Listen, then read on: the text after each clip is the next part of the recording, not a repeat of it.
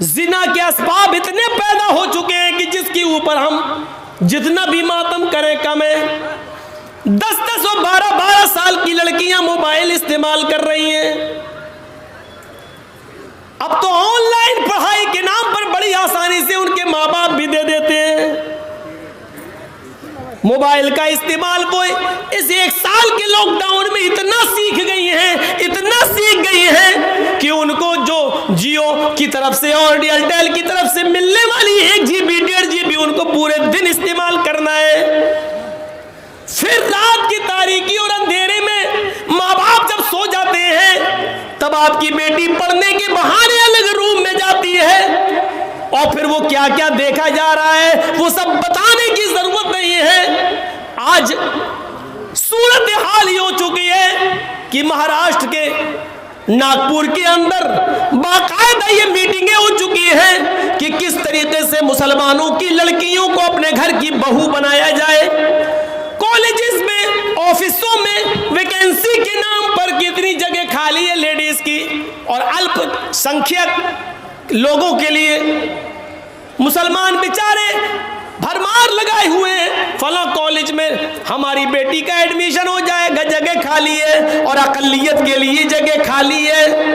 اقلیت کے لیے فارم بھرتے ہیں, لڑکے جا رہے ہیں تو ان کو کہا جا رہا جگہ فل ہو گئی, لڑکیاں جا رہی ہیں تو ان کو فوراً ایڈمیشن مل رہا ہے. پھر جہاں آگ اور پیٹرول ایک جگہ پڑھیں گے ایک جگہ ہوگا, ظاہر بات ہے پھر ماں باپ بھی نہیں روک پائیں گے.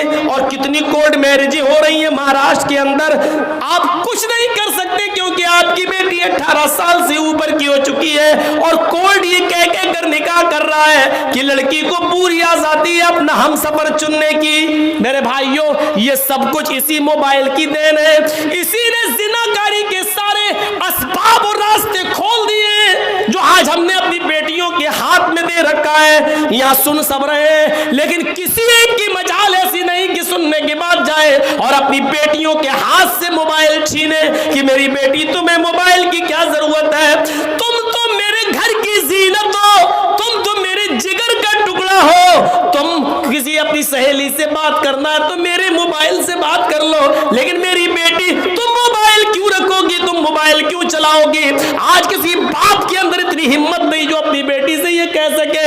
اللہ کے رسول نے بھوشیہ کی باتیں بتا دی اور یہاں تک بتا دیا نساء کاسیات عاریات ممیلات ومائلات. او لوگوں, ایک ایسا زمانہ آ جائے گا تم اپنی آنکھوں سے دیکھو گے عورتیں لڑکیوں کو کہ تم دیکھو گے کہ وہ کپڑے تو پہنے ہوئے ہوں گی, ان کے جسموں پر کپڑے تو ہوں گے عاریات, لیکن کپڑا پہننے کے باوجود بھی وہ ننگی ہوں گی, کپڑا پہننے کے باوجود بھی بوریاں ہوں گی, کپڑا پہننے کے باوجود ان کے جسم نمایاں ہوں گے. آج کپڑوں کی فٹنگ دیکھ لو, اتنے ٹائٹ کپڑے کہ کپڑا سن لو میری بہنوں, سن لو میری ماں, سن لو اور میری قوم کی بیٹیوں پھر سن لو, جو لڑکی اتنا ٹائٹ شلوار قمیضی کیوں نہ پہنے, ساڑی کیوں نہ پہنے, اتنے ٹائٹ کپڑے پہن لے کہ کپڑا پہننے کے بعد اس عورت یا اس لڑکی کے جسم کا فگر دکھائی دے رہا ہو, اس کی باہیں دکھائی دے رہی ہوں, اس کے شریر کا اس کے جسم کا فگر دکھائی دے رہا ہو کہ یہ اتنے سینٹی میٹر ہوگا, یہ اتنے انچ ہوگا. یہ ساری چیزیں اگر نمایاں ہو رہی ہوں تو وہ جسم چاہے کتنا ڈھکا ہوا ہو یہ ننگے میں شمار ہے, یہ اوریاں میں شمار ہے, یہ بڑھانا پن میں شمار ہے. اللہ کے نبی نے ایسی عورتوں کے لیے کہا ہے عاریات, کاسیات کپڑے تو پہنے ہوئے ہوں گی, عاریات لیکن ننگی کہلائی جائیں گی. دنیا فیشن پرست کہے, آج کی میڈیا فیشن کہے, تم اس کو یہ کہو کہ آج کل کا فیشن ہے, لیکن محمد رسول اللہ کی شریعت میں ان کو ننگا کہا جائے گا. وہ عاریات ہے, وہ برہنہ ہے, وہ ننگی ہے. ممیلات و مائلات, لڑکوں سے باتیں کرتی ہوں, لڑکوں کی طرف مائل ہوتی ہوں اور لڑکے بھی اب ان کی طرف جھکتے ہوں, یعنی ہنس ہنس کر باتیں کرتی ہوں, گفتگو کرتی ہوں, اتنا میک اپ کر کے نکلتی ہوں کہ ان کو دیکھ کر لڑکے فریفتہ ہو جائیں اور یہ بھی ان کے اوپر مائل ہو جائیں. جب تم یہ دیکھ لو اپنے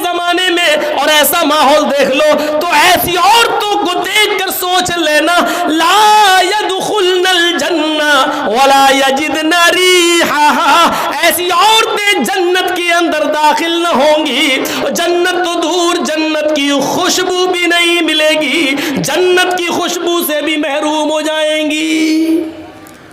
ہمارے اور آپ کے اوپر ہے اپنی بیٹیوں کو کیسے پہنانا ہے, کیسے کپڑے پہنانا ہے, کیا پڑھانا ہے, کہاں جانا ہے. یہاں اچھی بات ہے, اللہ کا شکر ہے, سنا ہے لڑکیوں کا مدرسہ چل رہا ہے, تعلیم نسواں بہت ضروری ہے عورتوں کی. لیکن یاد رکھیے گا میرے بھائیوں, مدرسے کے لوگ مدرسے تک ذمہ دار ہیں. مدرسے کے بعد جب آپ کی بیٹی آپ کے گھر آئے گی تو آپ ذمہ دار ہیں, آپ کو دیکھنا پڑے گا. آن لائن پڑھائی ماحول ہے دیجئے, لیکن آپ وہاں بیٹھیے, آپ کے پاس ٹائم نہیں ہے. آپ اپنی بیوی کو وہاں بٹھائیے کہ میری بچی کے پاس بیٹھے, بھائی کو بٹھائیے کہ وہ آپ کے پاس بیٹھے.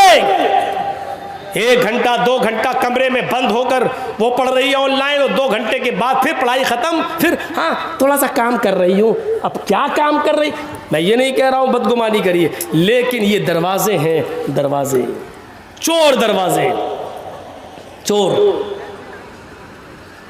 سردیوں کے دن کا تو لڑکیاں دعا مانگتی ہیں اللہ سے, کیوں اچھا موقع ہوتا ہے, لحاف اندر ڈال ڈال کے واٹس ایپ چلاتی ہوں.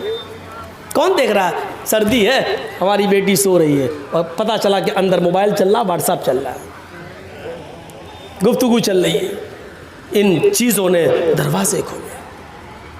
آپ کو معلوم ہے حضرت مریم کی کفالت کر رہے تھے حضرت زکریا, اور جب مریم کے پاس محراب کے اندر, مسجد کے اندر بے موسم پھل آ گئے.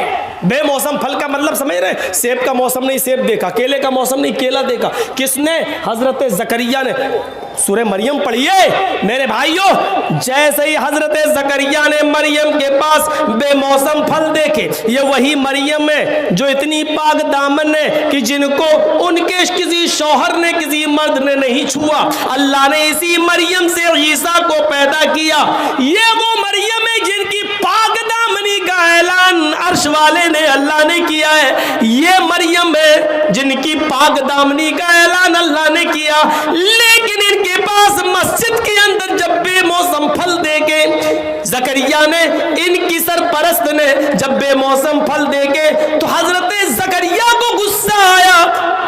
ان پھلوں کو دیکھ کر مریم کی طرف دیکھا, انا لک ھذا, اے مریم یہ کیا ہے, یہ پھل تیرے پاس کہاں سے آ گیا. تربوز کا موسم نہیں, تربوز دیکھ رہا ہوں. خربوزے کا موسم نہیں, خربوزہ دیکھ رہا ہوں. آم کا موسم نہیں, آم دیکھ رہا ہوں. یہ بے موسم پھل تیرے پاس کہاں سے آئے. نیک تھی, پاک دامن تھی, کسی مرد سے اس نے بات تک نہیں کی تھی, کوئی اس کا بوائے فرینڈ نہیں تھا. اس لیے دل کی آواز دل سے کہتی ہے, اے زکریا, اے میرے سرپرست, آپ نے مجھے پال پوس کر بڑا کیا ہے, میں آپ کو دھوکہ کیسے دے سکتی ہوں. یہ کسی لڑکے نے نہیں دیا ہے. یقین کیجئے آپ کی دی ہوئی تعلیم کا اثر میرے اوپر چڑھا رہے گا. یہ کسی بوائے فرینڈ نے نہیں دیا ہے.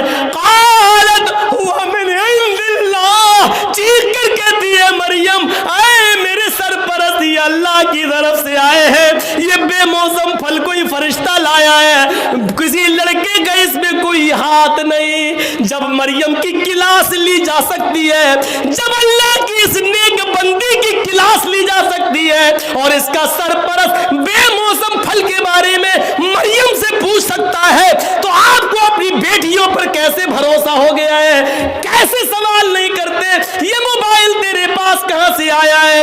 تو گھر سے گئی تھی, تیرے ہاتھ میں رومال نہیں تھا, اب یہ رومال تیرے پاس کہاں سے آیا ہے. تو گھر سے ایک کتاب لے کے نکلی تھی, اب یہ 3 کتابیں اور کاپی لے کر آئی, یہ کہاں سے آئی ہیں. تیرے موبائل میں بیلنس نہیں تھا, آج 200 روپے کا بیلنس ہی تیرے موبائل میں کہاں سے آ گیا ہے. تیرے موبائل میں تیرے ڈیڈی, تیرے ابو کے علاوہ کسی کا نمبر نہیں تھا. یہ 4-5 جگہوں کی مس بیلیں پڑی ہیں, یہ نمبر کس کے ہیں. تمہیں شرم نہیں آ سکتی, تم اپنی بیٹیوں سے یہ سوال نہیں کر سکتے ہو. جب مریم سے سوال کیا جا سکتا ہے, وہ مریم جن کو اللہ تعالیٰ نے پاک دامن کہا ہے, جس کی پاک دامن जाए, जब उस पाक दामन औरत से सवाल किया जा सकता है तो हम और आप कौन है? मेरे भाइयों, अपनी बेटी